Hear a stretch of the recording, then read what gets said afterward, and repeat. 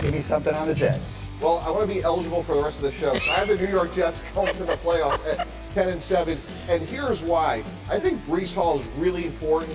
Look, we've talked so much about Aaron Rodgers, but Breece Hall has averaged 4.9 yards a carry. And Nathaniel Hackett, I hope you're listening.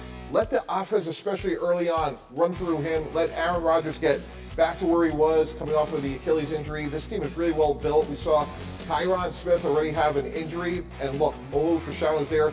Give Joe Douglas a ton of credit. This team is talented. More importantly, Greeny, they're deep.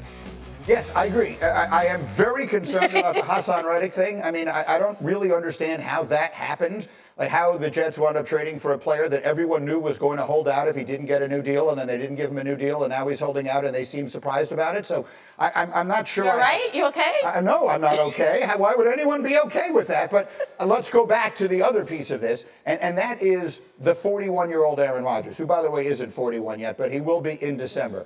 Hawk, what should we expect that offense to look like? The Jets might very well have the best defense in the NFL. So I'm not sure exactly what Aaron Rodgers and Garrett Wilson and Breece Hall and eventually Devontae Adams need that offense to be. What is your sense of it, Hall? Yeah. You know what? I think it all hinges, obviously, on Aaron Rodgers' health. But when he is healthy, he is still an elite quarterback. Now, look, I'll question Aaron Rodgers' leadership. I will question his relatability in the NFL locker room as a middle-aged man who cares about middle-aged man things. But as it pertains to his on-the-field abilities, he has the abilities of an elite quarterback. And if he is healthy, this offense will not just be serviceable, it will be good. Now, Nathaniel Hackett, does he have a say-so?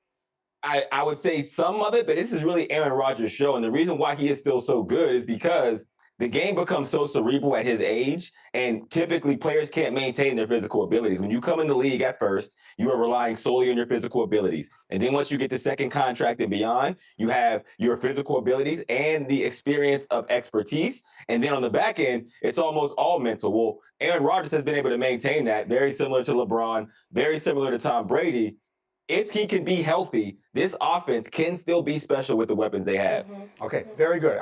You recovered from having referred to 40 as middle-aged, which I had a real, I'm not going to lie to you, I had a real hard time with after my birthday yesterday, but that's a whole other separate thing. And then this business about Aaron Rodgers, yes, thank you. This business about Aaron and Robert Saleh maybe having a little bit of friction. You're around there all the time. What is going on with that? As soon as they made this, as soon as he came to Florham Park, this is Aaron's show. So that, to me, I'm not surprised. Like, you got to understand, like, Aaron is running things. Like, Nathaniel Hackett, take a back seat. Aaron is running things. Like, that's the reality when you give up that much to get this type of guy, this type of personality. I do want to push back on something Hawk said. I don't worry about his leadership. Having been in that building for many years, and now seeing the difference in players, the growth of guys like Garrett Wilson and Sauce and Breece and now Aaron Rodgers, when you see them on the practice field talking and trying to get on the same page, I don't worry about Aaron, the leader, actually. I think guys realize last year they were in awe of him. Now they're like, okay, we need to get on his page and we understand what's at stake. I will continue to say this. If you just look at the Jets roster, take the name Jets off it, you would say, okay, I could see this easily being a playoff team. So give them some credit. Aaron Rodgers at 40, 41, he's still elite, and this is a team that went 7-10 with Zach Wilson and whatever they had.